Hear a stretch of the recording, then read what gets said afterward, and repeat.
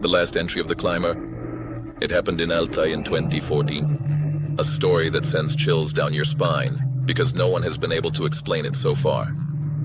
Subscribe so you don't miss out on interesting stories. A group of 6 climbers set out to conquer Beluga, one of the most dangerous mountains in Russia. This was their last big expedition before the winter cold. The team was made up of experienced professionals, and no one expected that this ascent would be fateful. Communication with the group was lost on the 3rd day. Before that, they sent a regular message saying they were making their way to the summit. Rescuers began the search 4 days later, when no one from the group returned at the scheduled time. On the 8th day, the missing climbers were found. 5 out of the 6 climbers were found dead in their camp.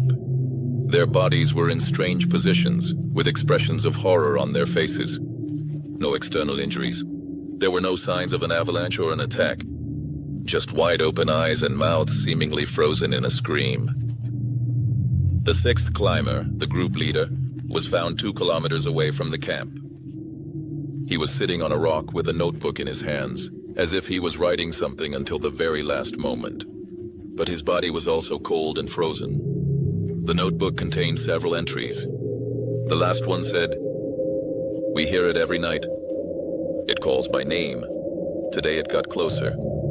If you're reading this, don't look it in the eyes." They examined the area, but found nothing unusual.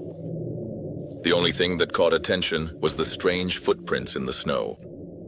The footprints were too large for a human, and they suddenly stopped, as if someone just vanished. This story was hushed up, attributed to hypothermia and exhaustion. But the locals believe that there is something on Beluga that can kill with a glance. They call it the guardian of the mountain, who does not forgive those who disturb its peace. To this day, climbers ascending Beluga leave offerings on its slopes to appease the guardian. But no one knows if it actually works.